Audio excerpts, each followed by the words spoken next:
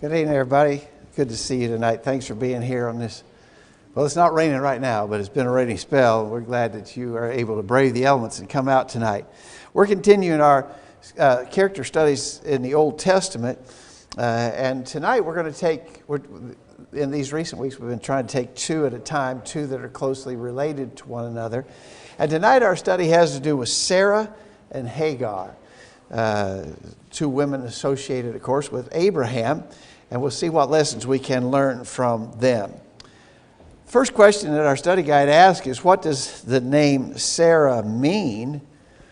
And I think by all accounts it means princess. And I'm not sure, the question was asked, why was she given this name? And I'm not sure I know an answer to that. In Genesis chapter 17 at verse 15, of course, in that same chapter, Abram becomes Abraham, and Sarai becomes Sarah.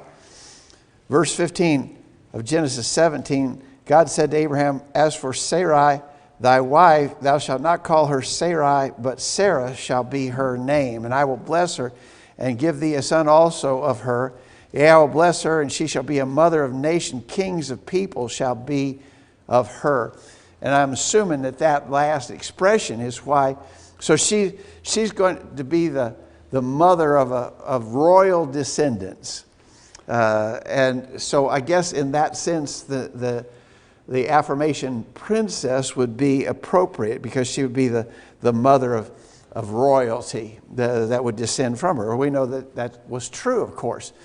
The great kings of Israel and Judah were descendants of Sarah. And of course, the greatest king of all, Jesus, a descendant of hers. And so I think we can see how that might fit. The question was asked, what was her family relationship to Abraham? Well, she was his wife. Everybody knows Sarah was Abraham's wife. She was actually more than that.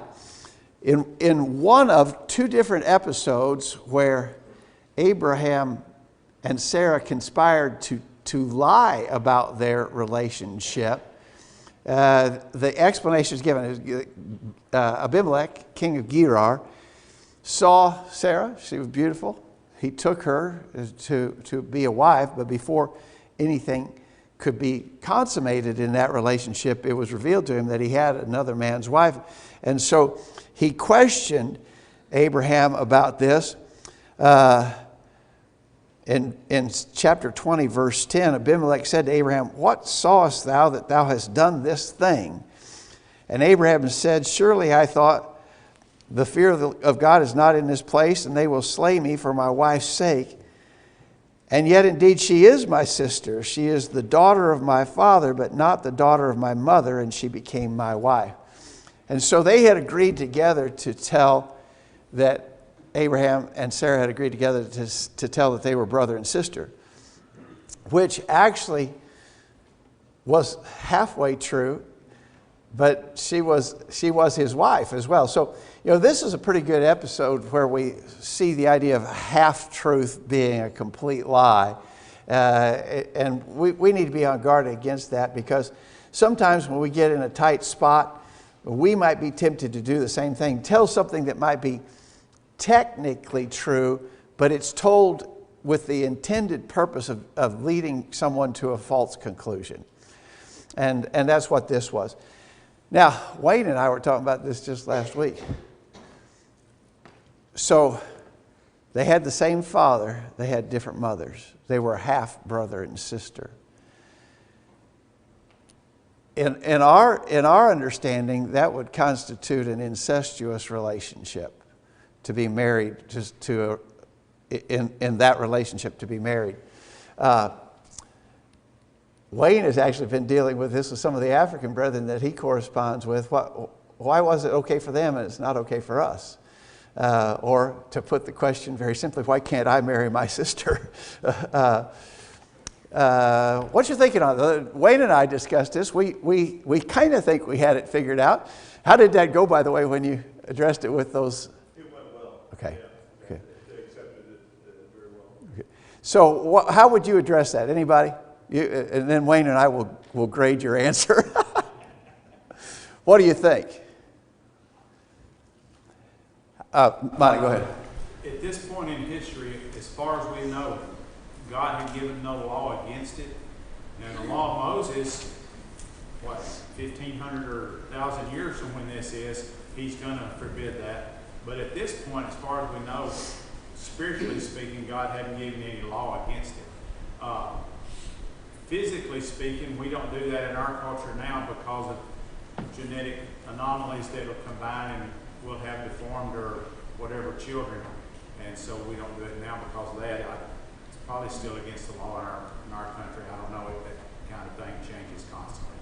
But nevertheless, at this point in time, there was no reason that we're aware of that they could not do it. That's right. There was no law of God that addressed this until the book of Leviticus.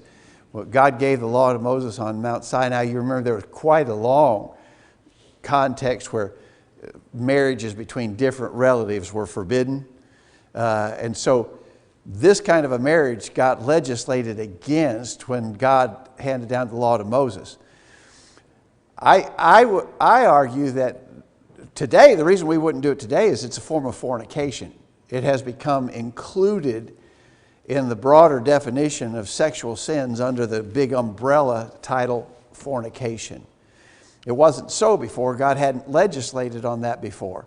And so I think the reason we can't today marry such a near relative is because it's a form of fornication.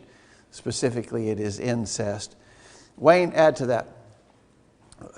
Yeah, even more than that, Adam and Eve's children, since Eve is the mother of all living, in order to fulfill the commandment of God, be fruitful and multiply, the only way they could fulfill that command was to intermarry within the family relationship because there were only two parents.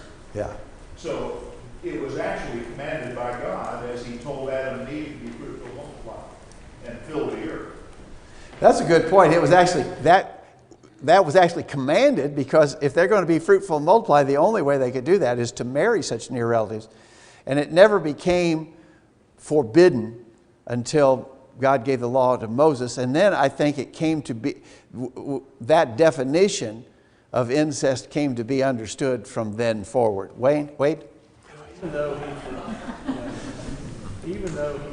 he forbids marrying your sister in the Levitical law, he still wanted them to marry within their tribe.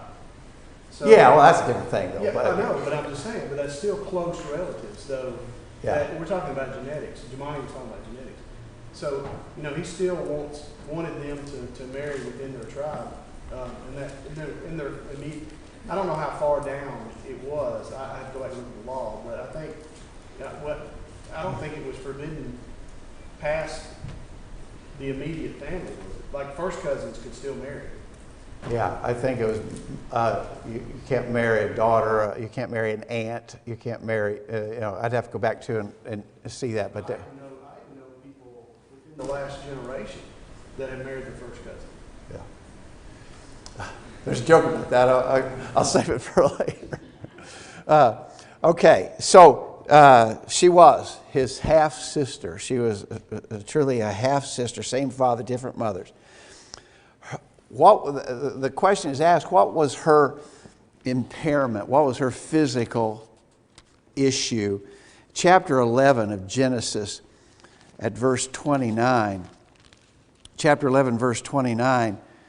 Abraham and Nahor took them wives. The name of Abraham's wife was Sarai. The name of Nahor's wife was Milcah, the daughter of Haran, the father of Milcah, and the father of Iscah. But Sarah was barren. She had no child. And so really, from our very first introduction to Abraham and Sarah, this issue is identified. Because that's when we were first introduced to Abraham there at the end of Genesis chapter 11. Abraham and Sarah is barren. She could not bear children. All right. So, that I think, if you skip down to the last question about Sarah, I think that was the greatest challenge in Sarah's life. And the question is, how did she meet this great challenge that she had in her life? Well, I would argue she didn't handle it all that wonderfully. There was some real letdowns. I think that she even when it was promised later that she would have a child, I think she manifested a significant lack of faith. Genesis 18. Remember when the angelic guest visited Abram before they went on to Sodom to invoke the destruction of Sodom? Verse 11, or verse 9, chapter 18, verse 9, these angelic messengers said to Abram, "Where is Sarah thy wife?" And he said, "Behold, in the tent." And he said, "I will surely return to thee according to the time of life. And lo, Sarah thy wife shall have a son." And Sarah heard it in the tent door which was behind him. Now Abraham and Sarah were old and well stricken in age, and it ceased to be with Sarah after the manner of women. Therefore Sarah laughed within herself, saying, "After I am waxed old shall I have pleasure, my Lord being old also?" And the Lord said to Abram, "Wherefore did Sarah laugh, saying, Shall I of surety bear a child which am old? Is anything too hard for the Lord? At the time appointed I will return to thee according to the time of life, and Sarah shall have a son." Then Sarah denied, saying, "I laughed not," for she was afraid. And he said, "Nay, but thou didst laugh." So one of the faults and shortcomings, I think, of Sarah in dealing with her issue was she manifested a significant lack of faith here in this matter. And then, of course, she lied about manifesting that lack of faith. So she had a lack of faith. It caused her to laugh at the suggestion she could have a child in her old age. And then she lied about laughing that she would have a child in her old age. So I think we see an individual here who probably over time grew in her faith, but at least initially was manifesting a lack of faith. Would it ever be possible, in other words, is there any parallel, could any situation in our life be parallel to the situation with Sarah there? If I was going to summarize the situation or generalize it, I'd say, given a promise, but not believing it could be so. Is there any way that could be true of us? Monty? I think in a spiritual sense, sometimes it could be that we look back in our lives and we think we've committed such grievous and awful sins that God could never forgive us, even though He's promised us, if we'll obey Him and be faithful to Him, that He will. Just like Sarah had been promised she would have a child, well, she got to a point in her life that had gone on long enough, she didn't really believe it anymore. And so we could be that same way. We could have done whatever and feel like, well, I know God says He'll forgive me, but I've just been so bad, there's just no way He can forgive me. We struggle, I think, sometimes in our mind with that. Yeah, that's a good example, I think. That's a good example. I was thinking of one like Matthew 6:33, "Seek ye first the kingdom of God and His righteousness, and all things will be added unto you." And sometimes we feel like, well, we got to step up, and God's not going to provide what I need. I'm going to have to take care of that in other ways. And those other ways involve not putting the kingdom first. I can't put the kingdom first because I got these other issues I got to deal with. He promised me if I'd put the kingdom first, I'd have the things I need. But I'm not really sure about that, and so I'm going to forsake the kingdom first consideration to pursue these other necessities in my life. So there's just, I think there are, it's not the same specific that Sarah had, promise of a child. She doubted it could happen.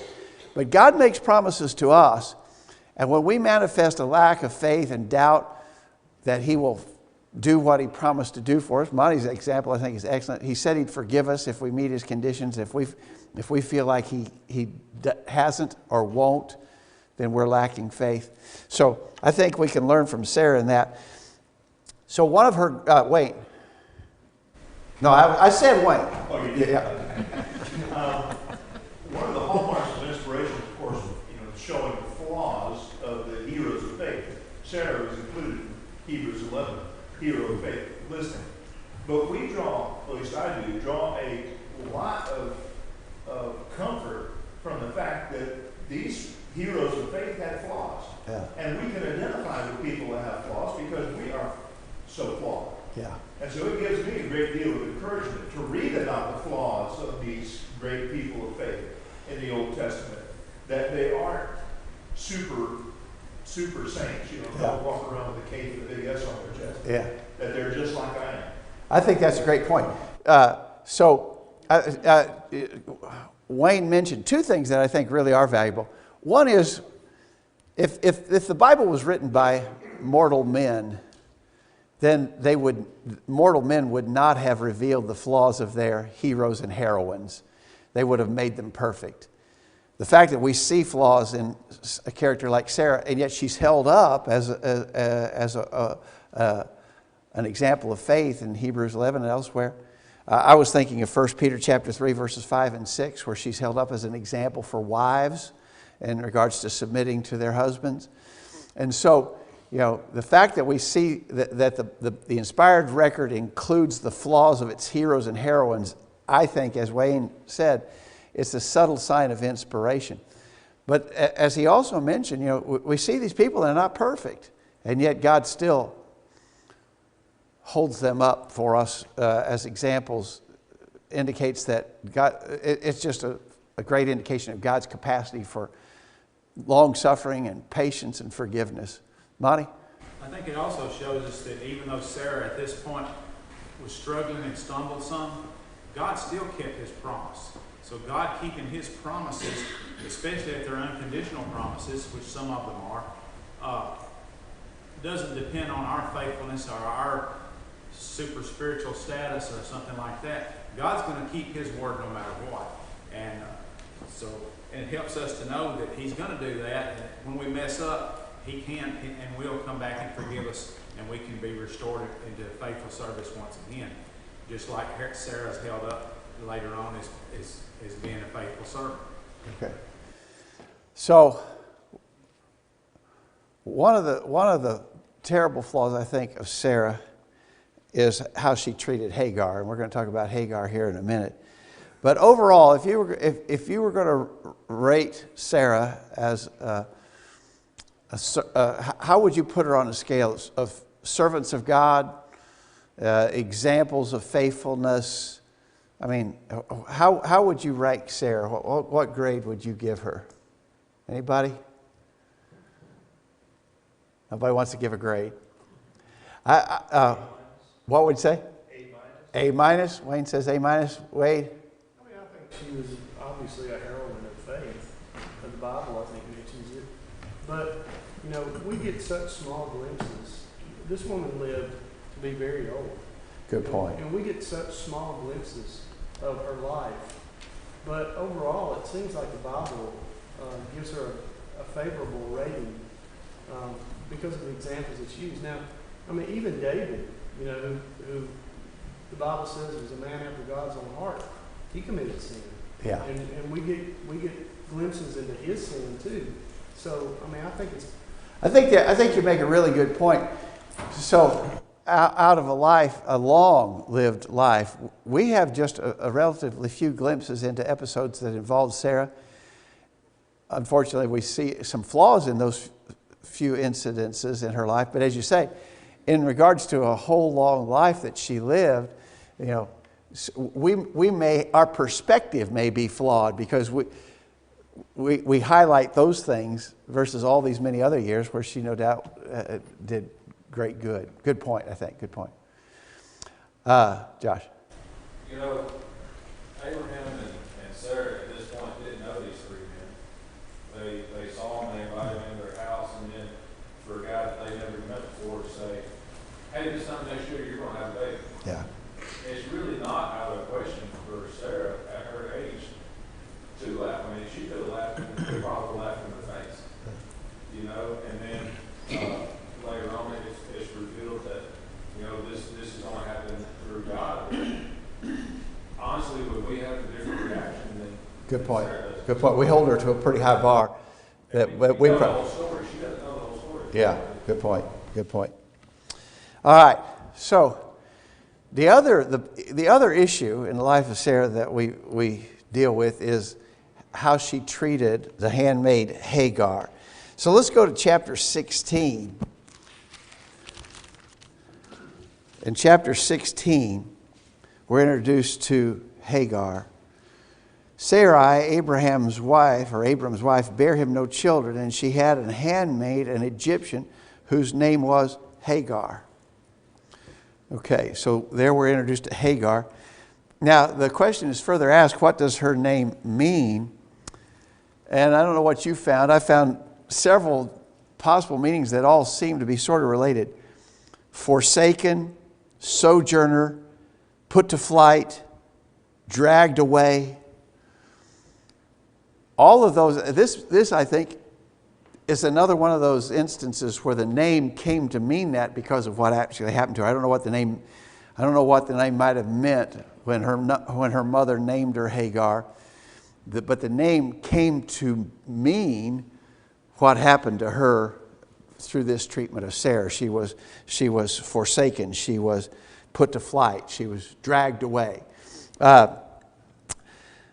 So Sarah had a plan. Now, remember where we are right here. We're in chapter 16. The promise that we were talking about a minute ago is in chapter 18, where the messengers from God came and promised that she would have a child in her old age. That hadn't happened yet. In chapter 16, she's without a child. Verse 2, Sarai said to Abram, behold, now the Lord hath restrained me from bearing. I pray thee, go in to my maid. It may be that I may obtain children by her.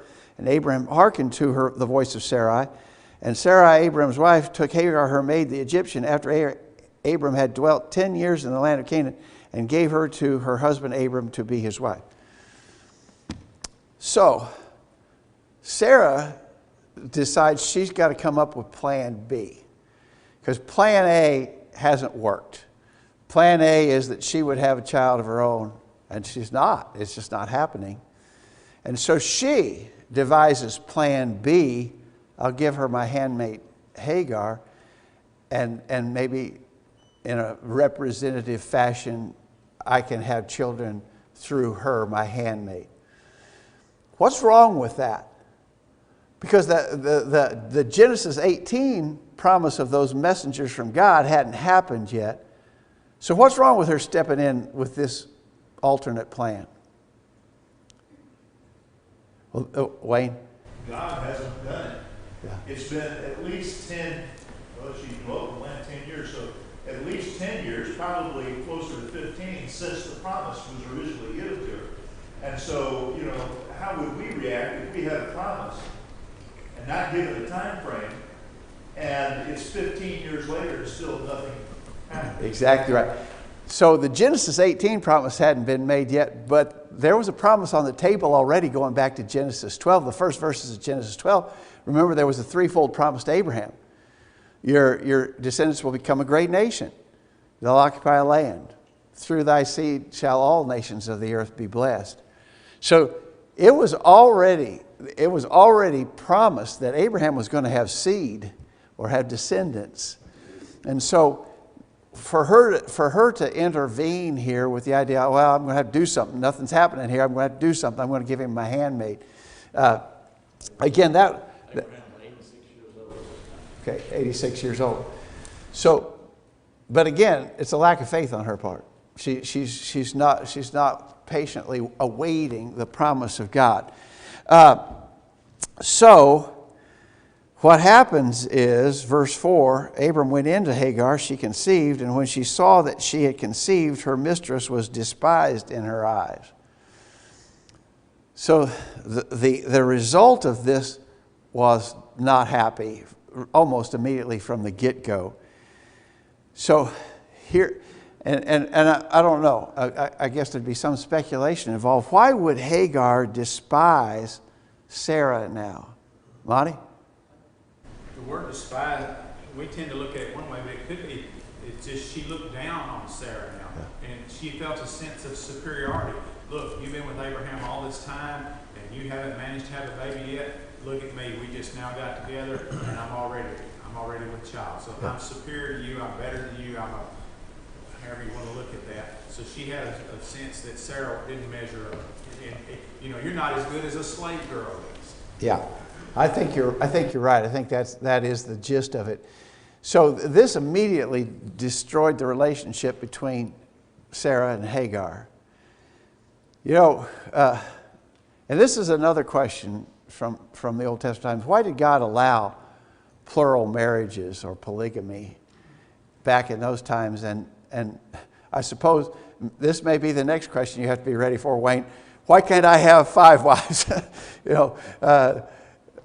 Why can't I have multiple wives? Well, we know in the New Testament, 1 Corinthians 7, verses 1 and 2, in order to avoid fornication, let every man have his own wife, and let every woman have her own husband. So monogamy is definitely taught in the New Testament. We know that there were lots of heroes of the faith in the Old Testament who had plural wives. Again, it was not legislated against then as it is now. And so that would have to be, I think, the answer to that question. But the fact of the matter is, it never really worked out all that wonderfully. We're going to talk about Rachel and Leah in a couple weeks, Lord willing. 2 sisters who married the same guy. And we know the animosity that existed between them, and we'll talk about that. So the plural marriage thing was never ideal. It was tolerated or allowed by God. And it may go back to that same issue of replenishing the earth and multiplying the promised seed and all of that. But it never did work out all that well. So as we read on there in Genesis chapter 16, so Sarah knows that Hagar, as Monty said, she's despising her, looking down on her, acting superior to her. Her handmaid is acting badly toward her. Verse 5, Sarai said to Abraham, my wrong be upon thee. I have given my maid into thy bosom, and when she saw that she conceived, I was despised in her eyes. The Lord judge between me and thee. But Abraham said to Sarai, behold, thy maid is in thy hand. Do to her as it pleaseth thee. And when Sarah dealt hardly with her, she fled from her face. I've always wondered about that a little bit. It's probably a classic case of blame shifting, because Sarah says there in verse 5, the Lord judge between me and thee. My wrong be upon thee. So she wants to at least share the blame with Abraham for this deteriorated relationship that exists between her and Hagar. Abraham basically says, do what you want toward her. And so she treats her harshly. She becomes a hard mistress over her handmaid. And when she does, you got to believe it's pretty bad enough that Hagar flees. She leaves the scene. Verse 7, the angel of the Lord found her by a fountain of water in the wilderness, by the fountain in the way to Shur.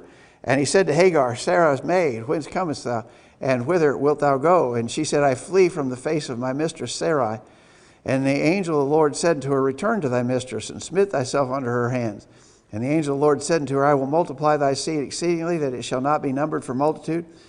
And the angel of the Lord said unto her, behold, thou art with child, and shalt bear a son, and shall call his name Ishmael, because the Lord hath heard thy affliction. And he will be a wild man. His hand shall be against every man, and every man's hand against him. And he shall dwell in the presence of all his brethren. Sarah is so harsh on Hagar that she flees. Again, I would think that you'd have to mark this down on the negative column in regards to our grade card of Sarah. I mean, it was her doing. It was her idea.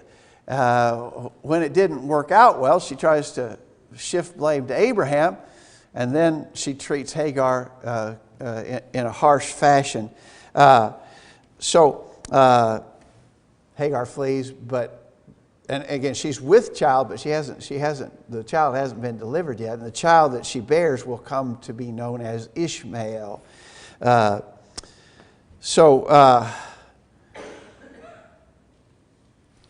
That's really not the end of the story in regards to the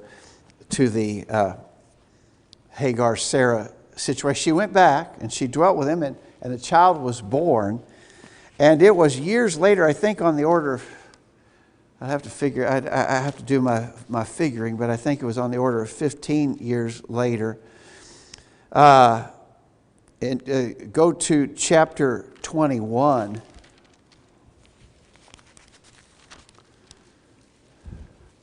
In chapter 21, verse 1, the Lord visited Sarah as he had said, and the Lord did unto Sarah as he had spoken. Sarah conceived, bare Abraham a son in his old age at the set time which God had spoken to him.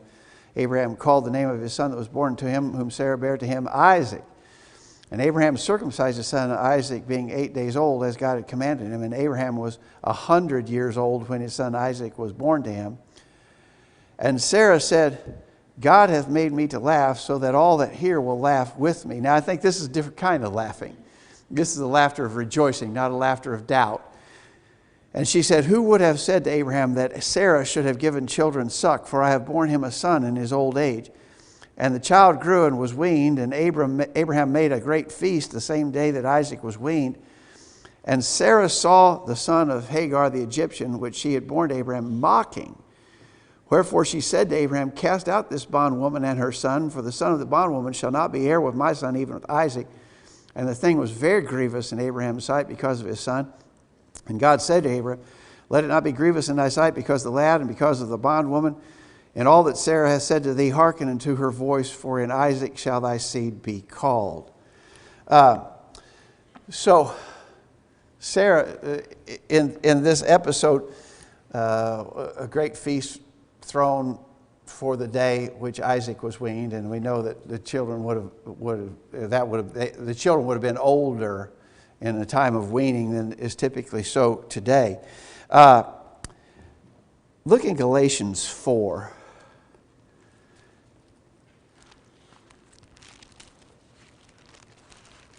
In Galatians chapter 4, verse 28, Paul says, now we, brethren, as Isaac was, are the children of promise, but as then he that was born after the flesh persecuted him that was born after the Spirit, even so it is now. I've referenced that passage just to draw your attention to the word persecuted. So Hagar and the child born to Hagar, Ishmael was not the son of promise. The birth of Ishmael fulfilled no promise at all that had been made. He was just, and that's how Paul refers to him as child of the flesh. In other words, he was born just like any other child is born. No special intervention from God in that at all. The child of promise, of course, was Isaac. The child of promise was Isaac. But Paul says that Ishmael persecuted Isaac. And so that's this episode that we're reading about right here, when he was mocking at this special feast thrown on the day that Isaac was weaned.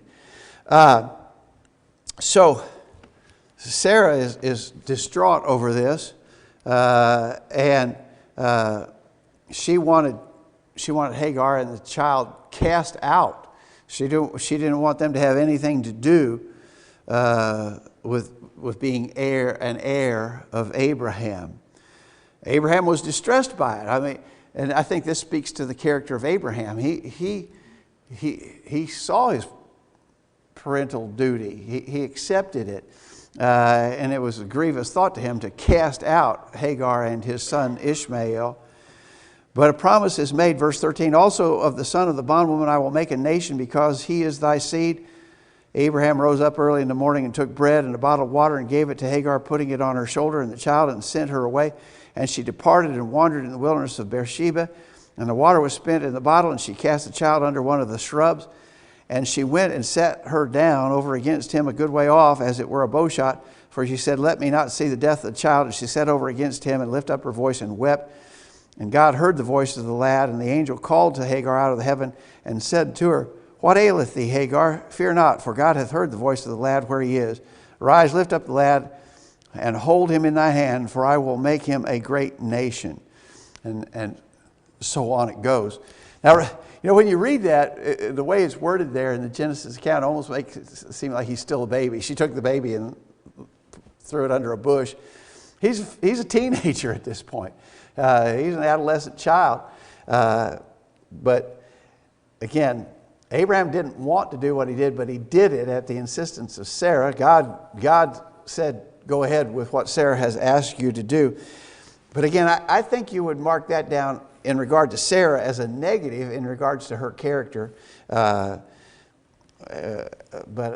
I'm really impressed to think the way that Wade suggested earlier. This is just one brief episode in a long life, but it doesn't look good on Sarah what she did.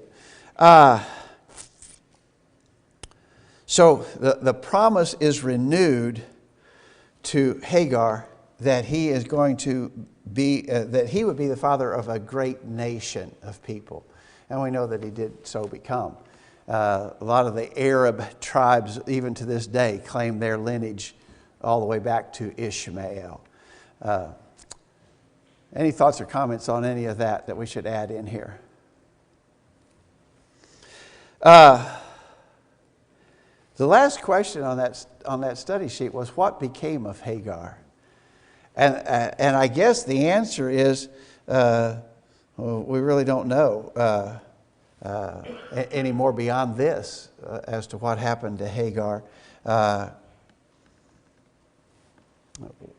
Wait. We do know that Ishmael became a father of a great nation. He did. That promise came true. As regard to Hagar, though, we don't know any more beyond this part of the story. So her descendants went on, because later on, even in the story of Jacob, they're going to have Ishmaelites that are going to be coming through there. Yeah. So, yeah, her descendants are going to... Yeah, that promise that he would father a great multitude did come true. And so there's sort of a seed promise to Abraham here, different from the seed promise that involved Isaac. But yeah, right. Yeah. Well, God changed the faith of Abraham, which means the father of multitudes, and that's what one of them was. He's got a nation of Ishmael. Later on in chapter 21, it notes that his mother found Ishmael a wife from Egypt, so we know she was with him. Stay involved. At least with Mary. Yeah, yeah. But again, and there was contention between not only contention between Isaac and Ishmael, but contention between the descendants of Isaac and Ishmael as generations went on down. And again, I think some would point to the idea that, well, all of that could go back to the root cause of Sarah trying to intervene and get involved in thinking she had to take a hand in fulfilling God's initial promises. Anything else? All right. I told you last week we skipped over Melchizedek. If you want to, go back one page to Melchizedek. We got just about 5 minutes. We could probably cover everything we know about Melchizedek in 5 minutes. Where did Melchizedek come from? He was king of Salem. What was his lineage? We don't know his lineage at all, do we? If you look in Hebrews chapter 7, in Hebrews chapter 7, verse 1, Jesus, the previous verse, the last verse of chapter 6, Jesus made a high priest forever after the order of Melchizedek. Chapter 7, verse 1, for this Melchizedek, king of Salem, priest of the Most High God, who met Abraham returning from the slaughter of the kings and blessed him, to whom Abraham also gave a tenth part of all, first being, by interpretation, the king of righteousness, and after that also king of Salem, which is king of peace. Notice, without father, without mother, without descent, having neither beginning of days nor end of life, but made like unto the Son of Man, abideth the priest continually. So, what do you think about... Now, again, the episode is in Genesis chapter 14. Remember, Abraham and Lot had separated. Lot went to live in Sodom. There was a war. The king of Sodom and others were defeated by another confederation of kings. And Lot and a lot of others from Sodom were taken prisoner, taken hostage, taken as spoil. Abraham went after those people and won them back. And so he's returning from the battle. He's been victorious. And coming back from the battle, Melchizedek meets him. That's the first introduction to Melchizedek, and it is the one and only episode in the whole Bible, a historical account of anything to do with Melchizedek. He showed up out of nowhere, and then he was gone to who knows where. And so I have to believe that when the Hebrew writer says without father, without mother, without beginning of days or end of life, that's a symbolic or figurative description of Melchizedek, not a literal one. Because Jesus is a priest forever after the order of Melchizedek. Melchizedek, figuratively speaking, had no beginning and no end. Jesus has no beginning and no end. Melchizedek was a king and a priest. Jesus is a king and a priest. And so there's a parallel between Melchizedek and Jesus. In fact, in Hebrews chapter 11, it says, keep reading there, Hebrews 7, verse 4. Consider how great this man Melchizedek was, unto whom even the patriarch Abraham gave the tenth of the spoils. And verily they that are of the sons of Levi who receive the office of priesthood have a commandment to take tithes of the people according to the law, that is, of their brethren, though they come out of the loins of Abraham. But he whose descent is not counted from them received tithes of Abraham. That is, Melchizedek received tithes of Abraham, and blessed him that had the promises. Melchizedek blessed Abraham in that episode. Verse 7, and without contradiction, the less is blessed of the better. Who received the blessing? Abraham received the blessing. Melchizedek was greater than Abraham. The greater blesses the lesser. Melchizedek blessed Abraham. Here men that die receive tithes, but there he received them of whom it is written, or witnessed that he liveth. And as I may so say, Levi also, who received tithes, paid tithes in Abraham, for he was yet in the loins of his father when Melchizedek met him. The Hebrew writer is arguing that the priesthood of Jesus is a superior priesthood to the Levitical priesthood. Jesus is a priest, not a Levitical priest. Jesus is a priest after the order of Melchizedek. And the reason, the argument he's making there is Melchizedek blessed Abraham, and Abraham paid tithes to Melchizedek, representing the status or relationship. And he says, again, this is figurative, but he says, in a way, actually, Levi paid tithes to Melchizedek because he was still in the loins of his father. He hadn't been born yet, but he would become a descendant of Abraham. And so, in all of that, the superiority of the priesthood of Melchizedek, and Jesus is such a priest, is being pointed out. But again, I think that there's a lot of figurative or symbolic parallel being drawn between Jesus and Melchizedek. I think there's about 4 verses there in Genesis 14. In Genesis 14, 18, 19, 20. Well, I guess there's just 3 verses that involve Melchizedek. In all of the Old Testament, the entirety of historical information that we have about Melchizedek is contained in 3 verses. And yet it's important information because the parallel is drawn to the priesthood of Jesus. All right, thanks everybody. Lord willing, next week we will take up a discussion of Isaac and Rebekah.